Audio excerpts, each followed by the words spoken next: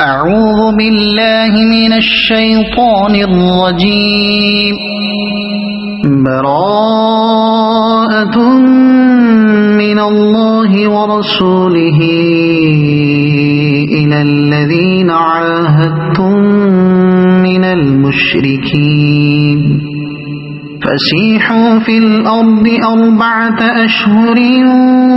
واعلموا أنكم غير معجز الله وأن الله مخزي الكافرين.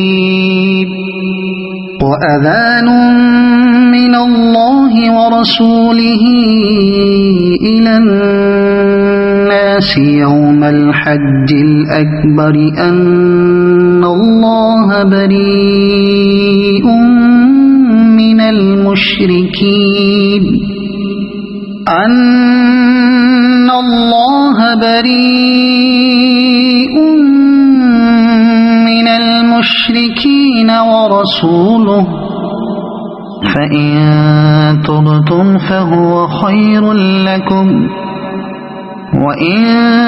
توليتم فاعلموا أنكم غير معجز الله وبشر الذين كفروا بعذاب أليم. إلا الذين عاهدتم من المشركين ثم لم ينقصوكم شيئا ولم يظاهروا عليكم أحدا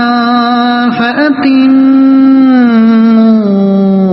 إليهم عهدهم إلى مدتهم إن الله يحب المتقين.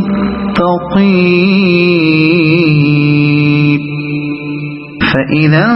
انسلخ الأشهر الحرم فاقتلوا المشركين حيث وجدتموهم وخذوهم واحصروهم واقعدوا لهم كل مرصد. فإن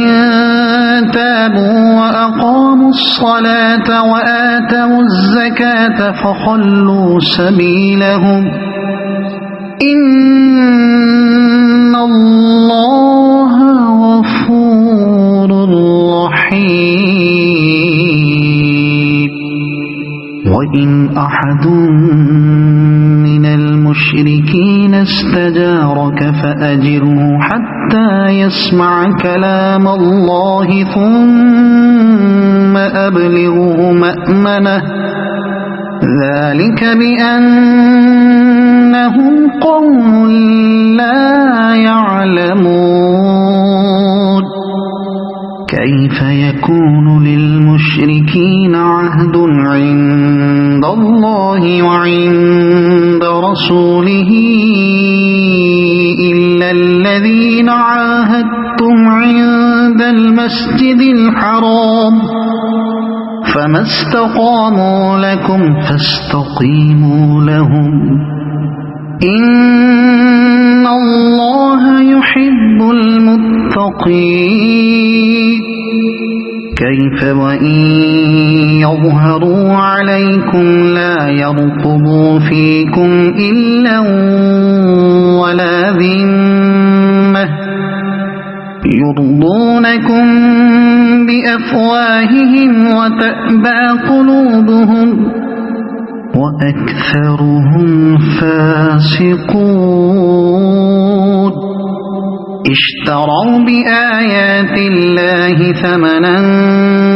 قليلا فصدوا عن سبيله إنهم ساء ما كانوا يعملون. لا يرقبون في مؤمن إلا ولا ذمة وأولئك هم المعتدون. فإن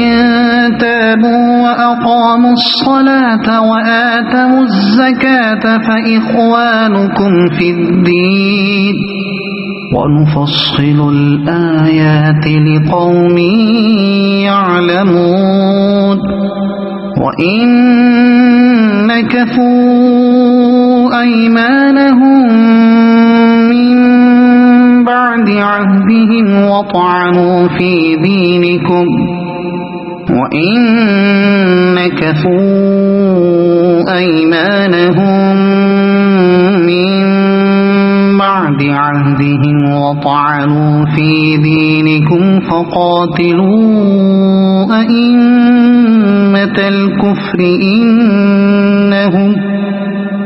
فقاتلوا أئمة الكفر إنهم لا أيمان لهم لعلهم ينتهون ألا تقاتلون قوما نكثوا أيمانهم وهموا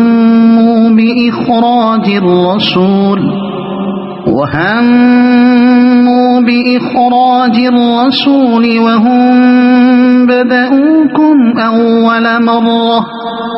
أتخشونهم فالله أحق أن تخشوه إن كنتم مؤمنين قاتلوهم يعذبهم الله بأيديكم ويخزهم وينصركم عليهم ويشف صدور قوم مؤمنين ويذهب غيظ قلوبهم ويتوب الله على من يشاء والله عليم حكيم أم حسبتم أن تتركوا ولما يعلم الله الذين جاهدوا منكم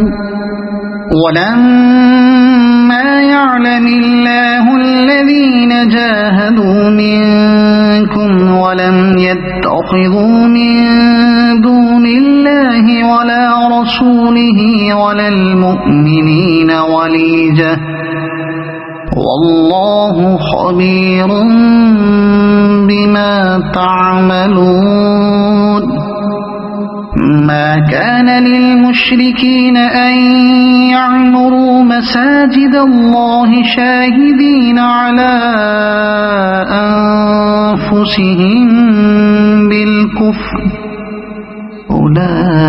أولئك حبطت أعمالهم وفي النار هم خالدون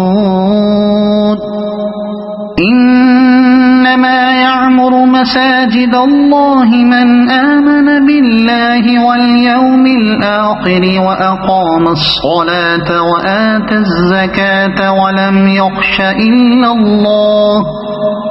فعسى أولئك أن يكونوا من المهتدين أجعلتم سقاية الحاج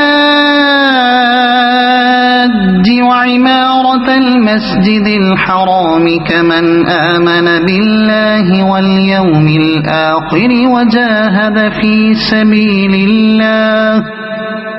لا يستوون عند الله والله لا يهدي القوم الظالمين الذين آمنوا وهاجروا وجاهدوا في سبيل الله بأموالهم وأنفسهم أعظم درجة عند الله وأولئك هم الفائزون يبشرهم ربهم برحمة ورضوان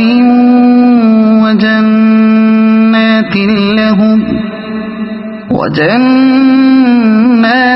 لهم فيها نعيم مقيم خالدين فيها أبدا إن الله عنده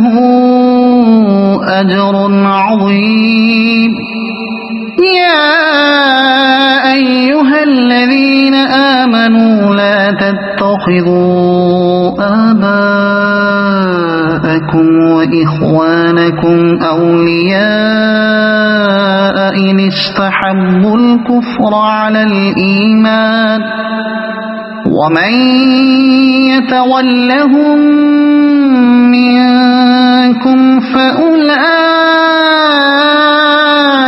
هم الظالمون قل إن كان آباؤكم وأبناؤكم وإخوانكم وأزواجكم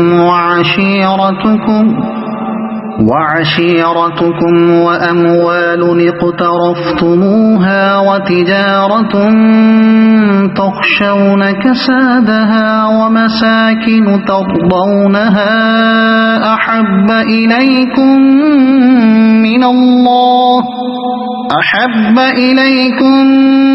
من الله ورسوله وجهاد في سبيله فتربصوا حتى يأتي الله بأمره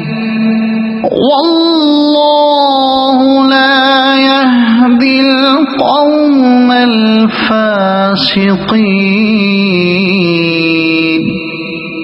لقد نصركم الله في مواطن كثيرة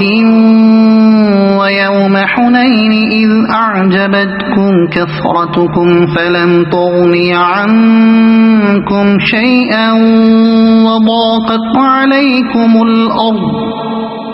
وضاقت عليكم الأرض بما رحبت ثم وليتم مدبرين ثم أنزل الله سكينته على رسوله وعلى المؤمنين وأنزل جنودا لم تروها وعذب الذين كفروا وذلك جزاء الكافرين ثم يتوب الله من بعد ذلك على من يشاء والله غفور رحيم يا أيها الذين آمنوا إنما المشركون نجس فلا يقربوا المسجد الحرام بعد عامهم هذا وإن خفتم عيلة فسوف يغنيكم الله من فضله إن شاء إن الله عليم حكيم قاتلوا الذين لا يؤمنون بالله ولا باليوم الآخر ولا يحرمون ما حرم الله ورسوله ولا يدينون دين الحق من الذين أوتوا الكتاب حتى يعطوا الجزية عن يد وهم صاغرون وقالت اليهود عزير ابن الله وقالت النصارى المسيح ابن الله ذلك قولهم بأفواههم يضاهئون قول الذين كفروا من قبل قاتلهم الله أنى يؤفكون اتخذوا أحبارهم ورهبانهم أربابا من دون الله والمسيح ابن مريم وما أمروا إلا ليعبدوا إلها واحدا لا إله إلا هو سبحانه عما يشركون يريدون أن يطفئوا نور الله بأفواههم ويأبى الله إلا أن يتم نوره ولو كره الكافرون هو الذي أرسل رسوله بالهدى ودين الحق ليظهره على الدين كله ولو كره المشركون يا أيها الذين آمنوا إن كثيرا من الأحبار والرهبان ليأكلون أموال الناس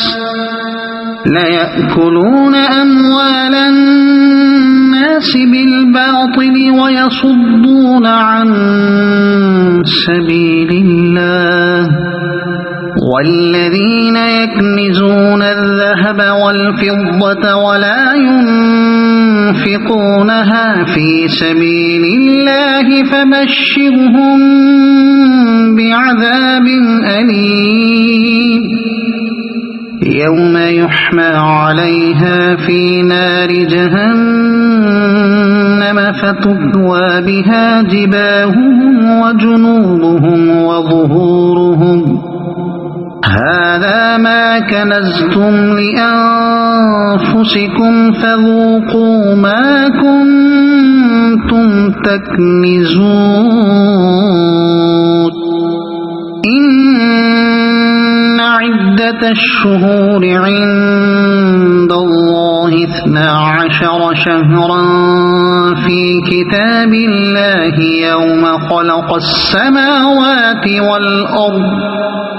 يوم خلق السماوات والأرض منها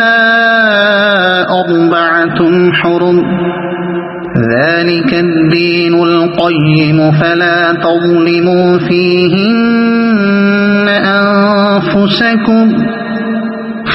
تظلموا فيهن أنفسكم وقاتلوا المشركين كافة كما يقاتلونكم كافة واعلموا أن الله مع المتقين إنما النسيء زيادة في الكفر يضل به الذين كفروا يحلونه عاما ويحرمونه عاما ليواطئوا عدة ما حرم الله فيحلوا ما حرم الله زين لهم سوء أعمالهم والله لا يهدي القوم الكافرين يا أيها الذين آمنوا ما لكم إذا قيل لكم انفروا في سبيل الله اثاقلتم إلى الأرض أرضيتم بالحياة الدنيا من الآخرة فما متاع الحياة الدنيا في الآخرة إلا قليل إلا تنفروا يعذبكم عذابا أليما ويستبدل قوما غيركم ولا تضروه شيئا والله على كل شيء قدير إلا تنصروه فقد نصره الله إذ أخرجه الذين كفروا ثاني اثنين إذ هما في الغار إذ يقول لصاحبه لا تحزن إن الله معنا فأنزل الله سكينته عليه وأيده بجنود لم تروها وجعل كلمة الذين كفروا السفلى وكلمة الله هي العليا والله عزيز حكيم انفروا خفافا وثقالا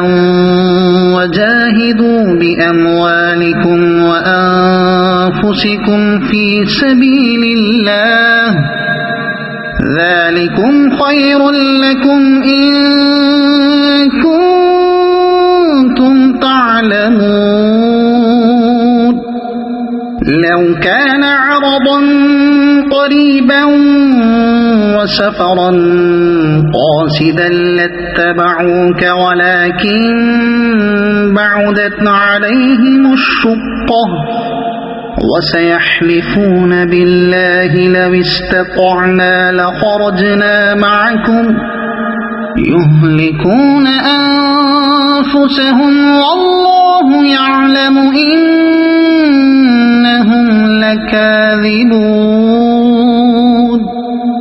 عفى الله عنك لم أذنت لهم حتى يتبين لك الذين صدقوا وتعلم الكاذبين لا يستأذنك الذين يؤمنون بالله واليوم الآخر أن يجاهدوا بأموالهم وأنفسهم والله عليم بالمتقين إنما يستأذنك الذين لا يؤمنون بالله واليوم الآخر وارتابت قلوبهم فهم في ريبهم يترددون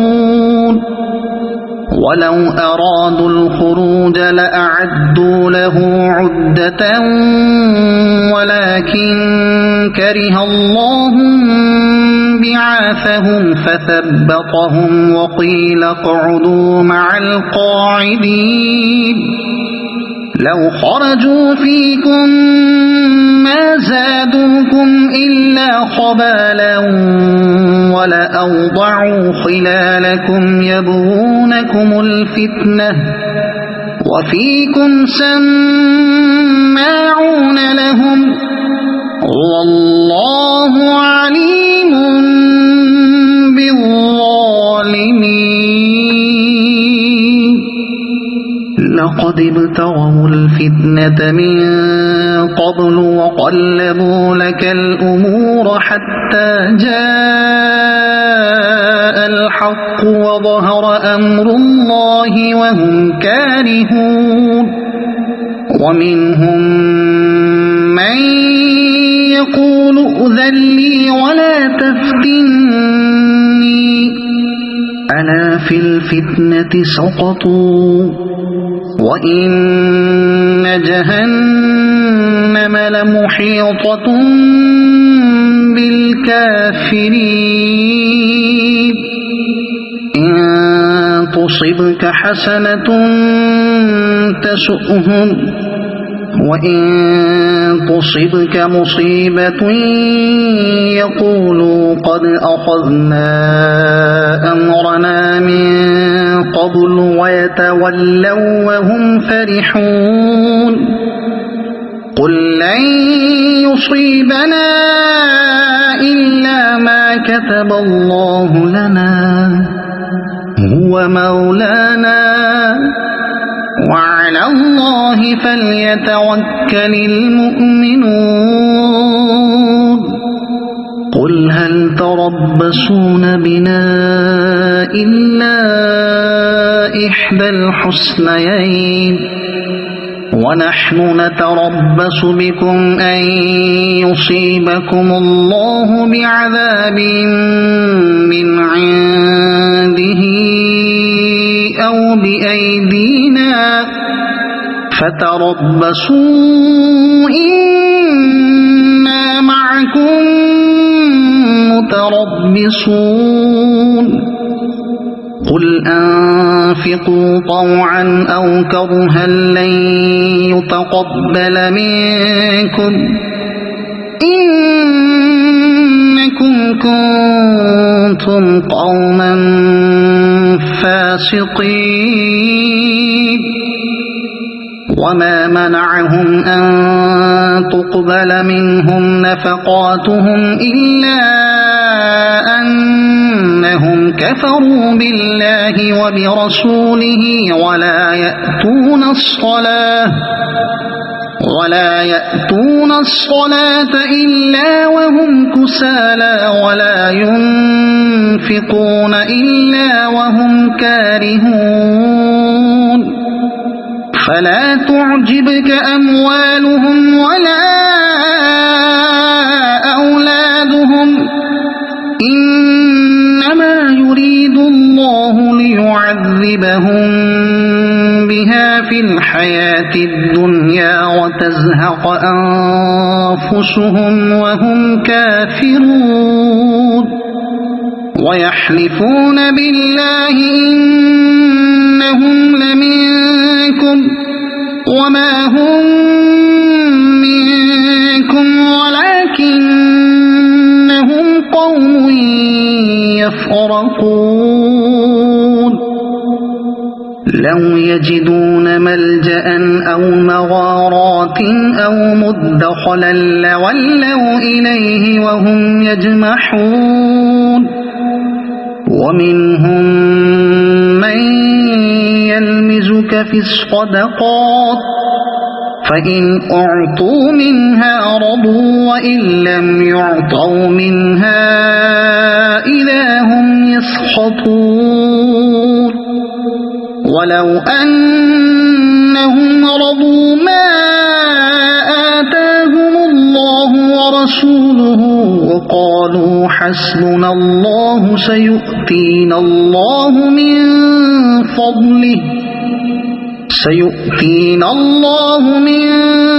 فضله ورسوله إنا إلى الله راغبون إنما الصدقات للفقراء والمساكين والعاملين عليها والمؤلفة قلوبهم وفي الرقاب والغارمين وفي سبيل الله وابن السبيل فريضة من الله والله عليم حكيم ومنهم الذين يؤذون النبي ويقولون هو أذن قل أذن خير لكم يؤمن بالله ويؤمن للمؤمنين ورحمة للذين آمنوا منكم والذين يؤذون رسول الله لهم عذاب أليم يحلفون بالله لكم ليرضوكم والله ورسوله أحق أن يرضوه إن كانوا مؤمنين ألم يعلموا أنه من يحادد الله ورسوله فأن له نار جهنم خالدا فيها ذلك الخزي العظيم يحذر المنافقون أن تنزل عليهم سورة تنبئهم بما في قلوبهم قل استهزئوا إن الله مخرج ما تحذرون ولئن سألتهم ليقولن إنما كنا نخوض ونلعب قل أبالله وآياته ورسوله كنتم تستهزئون لا تعتذروا قد كفرتم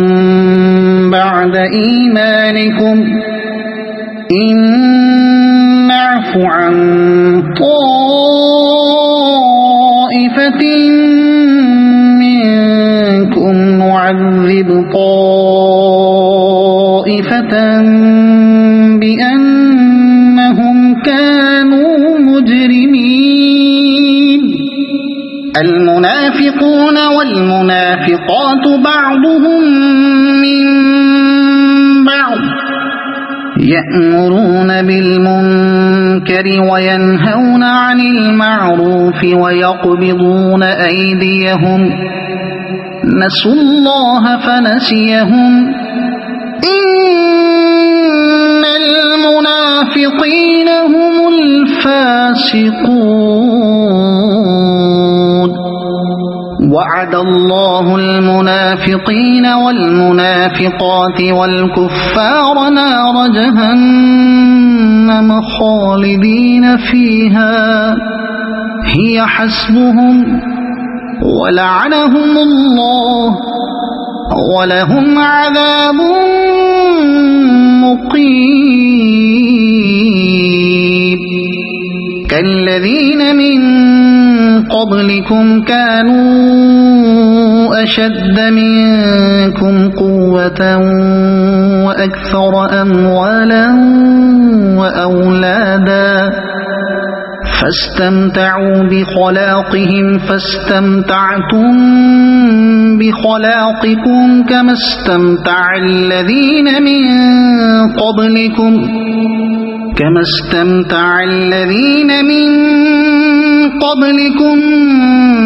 بخلاقهم وخضتم كالذي خاضوا أولئك حبطت أعمالهم في الدنيا والآخرة وأولئك هم الخاسرون ألم يأتهم نبأ الذين من قبلهم قوم نوح وعاد وثمود وقوم إبراهيم وأصحاب مدين والمؤتفكات أتتهم رسلهم بالبينات فما كان الله ليظلمهم ولكن كانوا أنفسهم يظلمون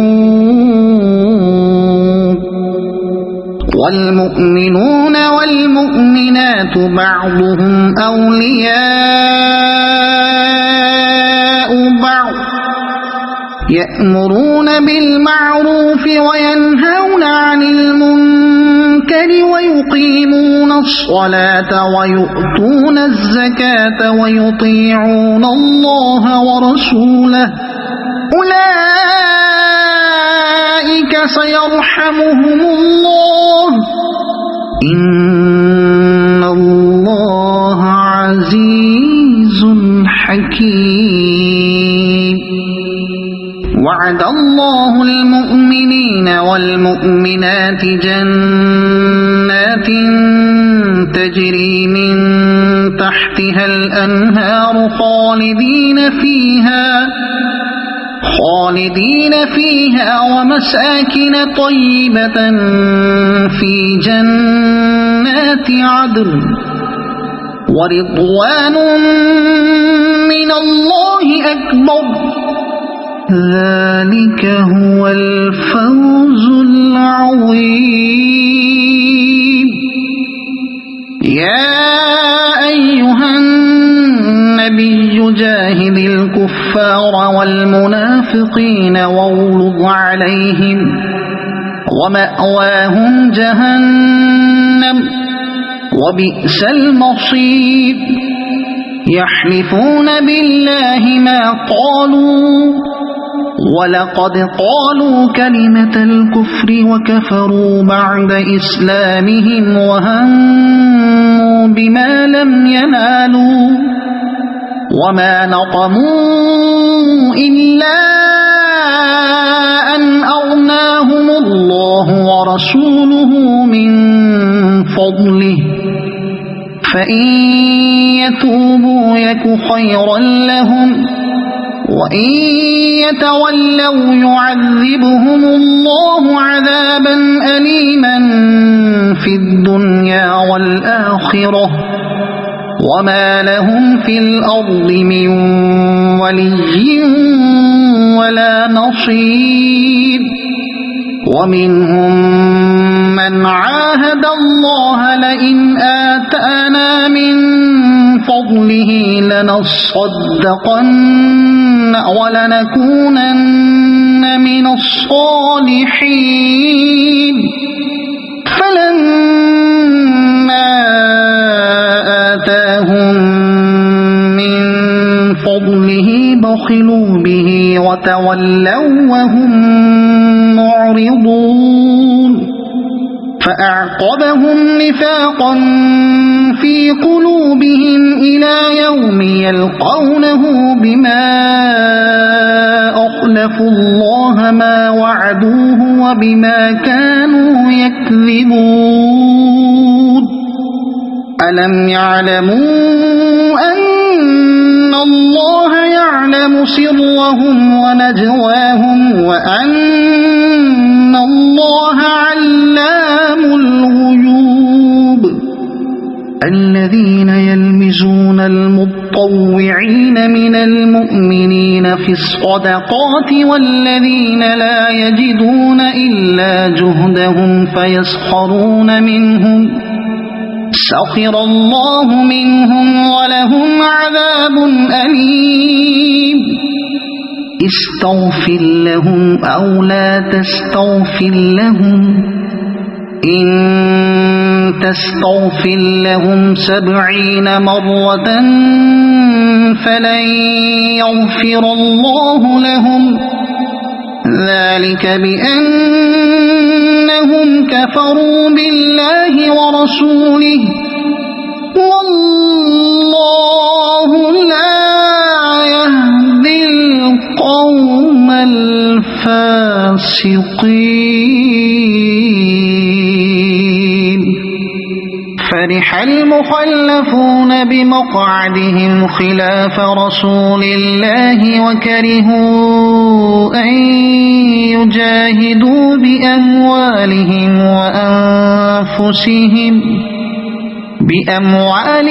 وأنفسهم في سبيل الله وقالوا لا تنفروا في الحر قل نار جهنم أشد حرا لو كانوا يفقهون فليضحكوا قليلا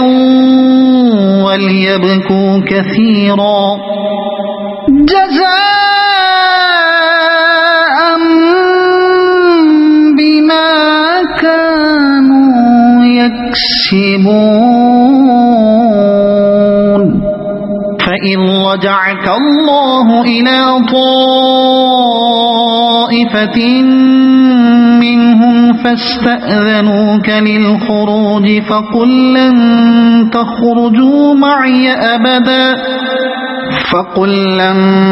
تخرجوا معي أبدا ولن تقاتلوا معي عدوا إنكم رضيتم بالقعود أول مرة فاقعدوا مع الخالفين ولا تصل على أحد منهم مات أبدا ولا تقم على قبره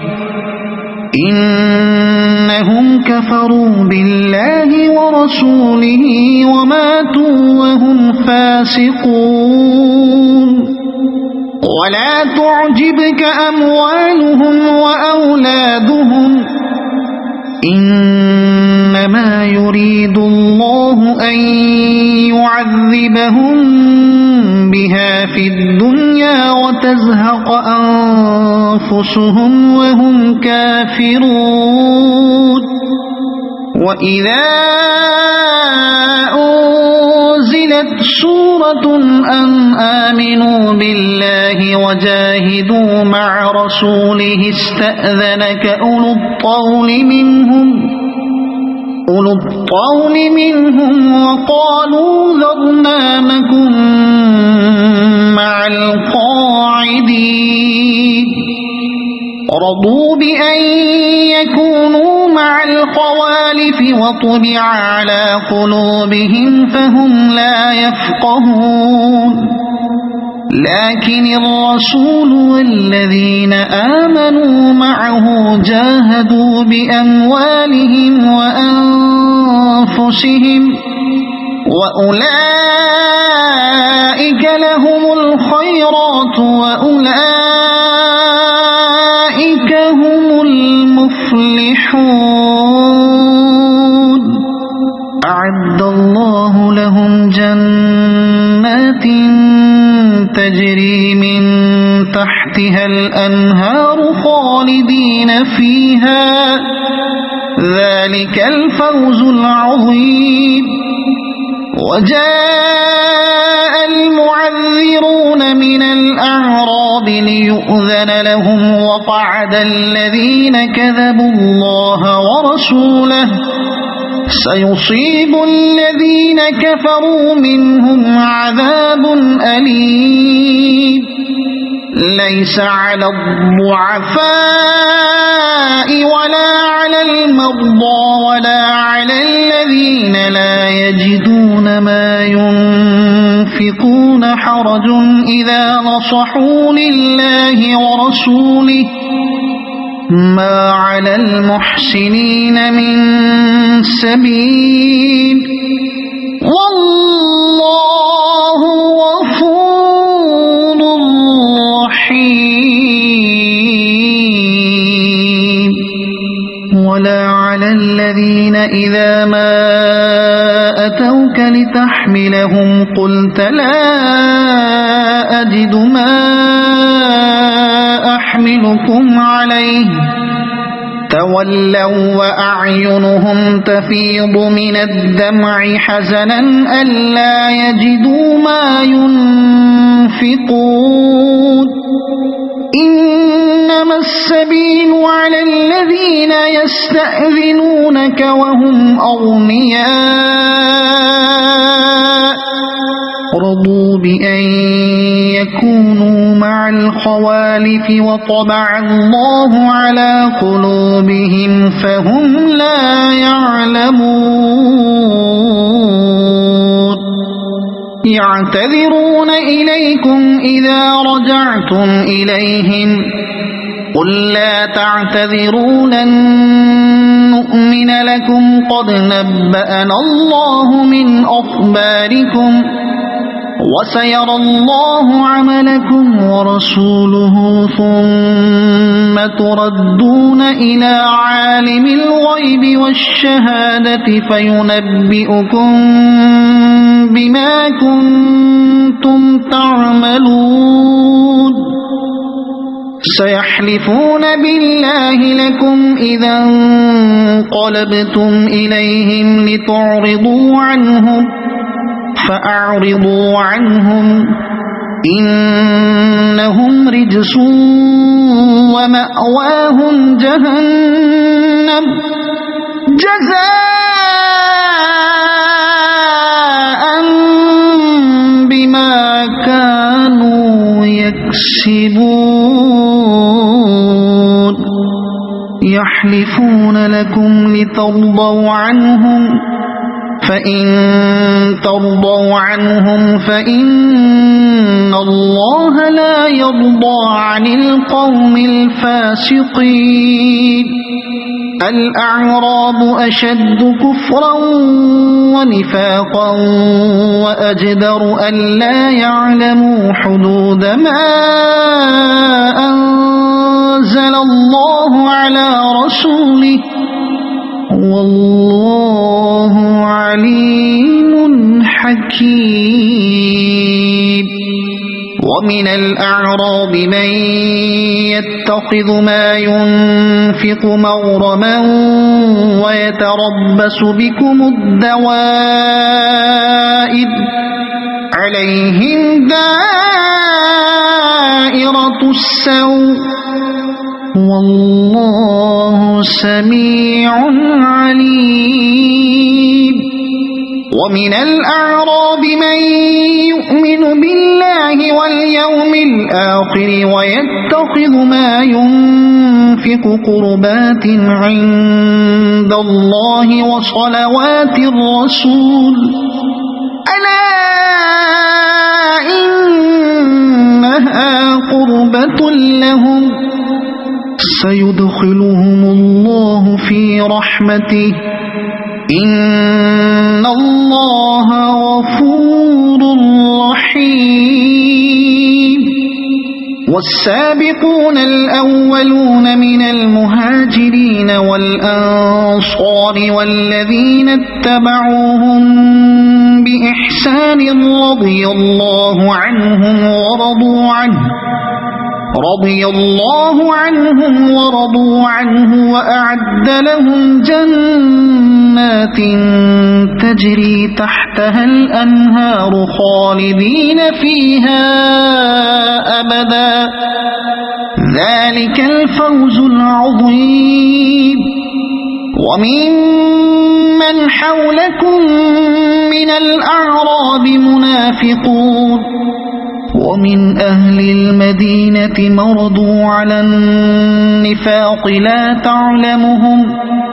نحن نعلمهم سنعذبهم مرتين ثم يردون إلى عذاب عظيم وآخرون اعترفوا بذنوبهم خلطوا عملا صالحا وآخر سيئا عسى الله أن يتوب عليهم إن الله غفور رحيم خذ من أموالهم صدقة تطهرهم وتزكيهم بها وصل عليهم إن صلاتك سكن لهم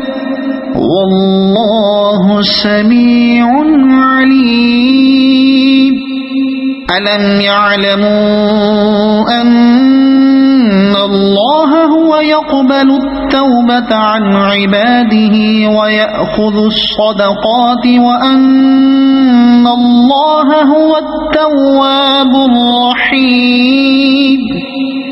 وقل اعملوا فسيرى الله عملكم ورسوله والمؤمنون وستردون إلى عالم الغيب والشهادة فينبئكم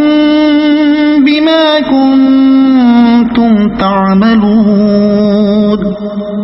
وآخرون مرجون لأمر الله إما يعذبهم وإما يتوب عليهم والله عليم حكيم والذين اتخذوا مسجدا ضرارا وكفرا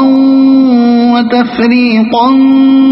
بين المؤمنين وإرصادا لمن حارب الله ورسوله من قبل وليحلفن إن أردنا إلا الحسنى والله يشهد إنهم لكاذبون لا تقم فيه أبدا لمسجد أسس على التقوى من أول يوم أحق أن تقوم فيه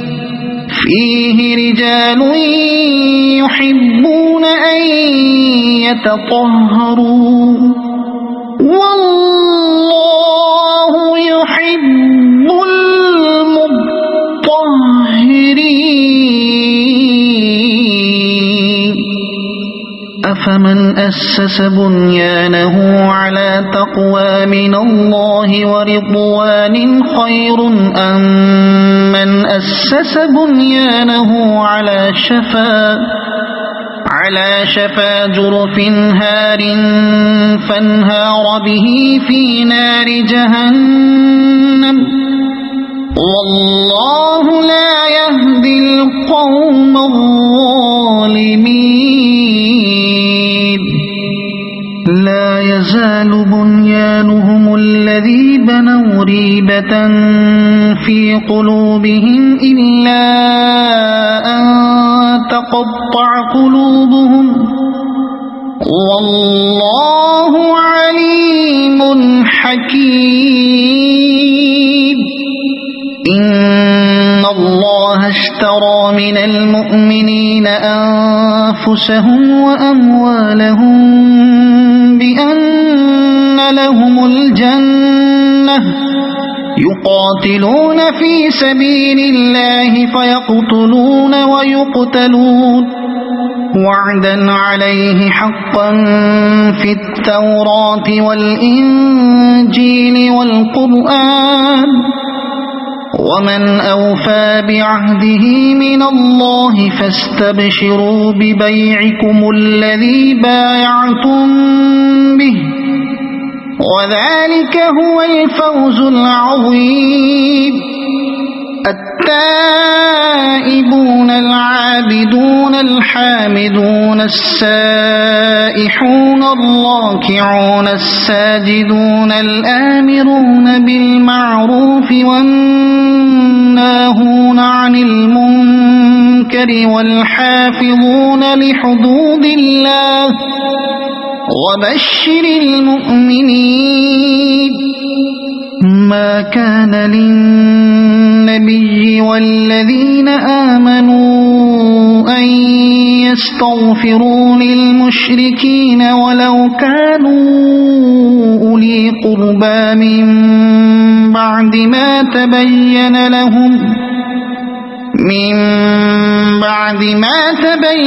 لهم أنهم أصحاب الجحيم وما كان استغفار إبراهيم لأبيه إلا عن موعدة وعدها إياه فلما تبين له أنه عدو لله تبرأ منه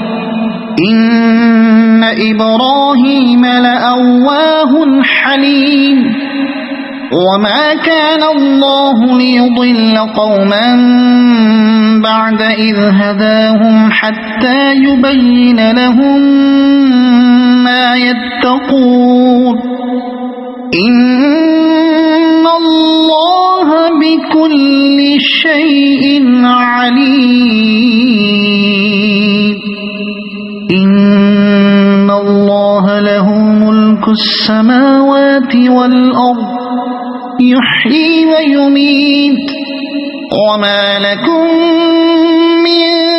دون الله من ولي ولا نصير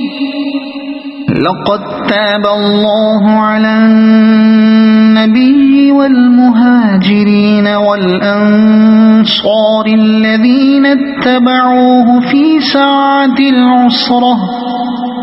ساعة العسرة من بعد ما كاد يزيغ قلوب فريق منهم ثم تاب عليهم إنه بهم رءوف رحيم وعلى الثلاثة الذين خلفوا حتى إذا ضاقت عليهم الأرض بما رحبت وضاقت عليهم أنفسهم وظنوا أن لا ملجأ من الله إلا إليه ثم تاب عليهم ليتوبوا إن الله هو التواب الرحيم يا أيها الذين آمنوا اتقوا الله وكونوا مع الصادقين ما كان لأهل المدينة ومن حولهم من الأعراب أن يتخلفوا عن رسول الله ولا يرغبوا بأنفسهم عن نفسه ذلك بأنهم لا يصيبهم ظمأ ولا نصب ولا مخمصة في سبيل الله ولا يطؤون موطئا يغيظ الكفار ولا ينالون من عدو نيلا إلا كتب لهم به عمل صالح إن الله لا يضيع أجر المحسنين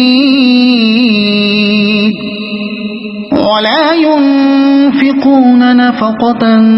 صغيرة ولا كبيرة ولا يقطعون واديا إلا كتب لهم ليجزيهم الله أحسن ما كانوا يعملون وما كان المؤمنون لينفروا كافة فلولا نفر من كل فرقة منهم طائفة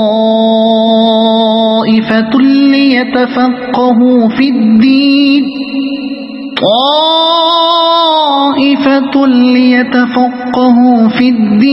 ولينذروا قومهم إذا رجعوا إليهم لعلهم يحذرون يا أيها الذين آمنوا قاتلوا الذين يلونكم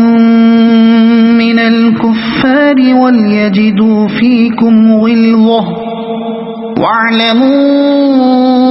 أن الله مع المتقين وإذا ما أنزلت سورة فمنهم من يقول أيكم زادته هذه إيمانا فأما الذين آمنوا فزادتهم إيمانا وهم يستبشرون وأما الذين في قلوبهم مرض فزادتهم رجسا إلى رجسهم وماتوا وهم كافرون أولا يرون أنهم يفتنون في كل عام مرة أو مرتين ثم لا يتوبون ولا هم يذكرون وإذا ما أنزلت سورة نظر بعضهم إلى بعض هل يراكم من أحد ثم انصرفوا صرف الله قلوبهم بأنهم قوم لا يفقهون لقد جاءكم رسول من أنفسكم عزيز عليه ما عنتم حريص عليكم بالمؤمنين رؤوف رحيم فإن تولوا فقل حسبي الله لا إله إلا هو عليه توكلت وهو رب العرش العظيم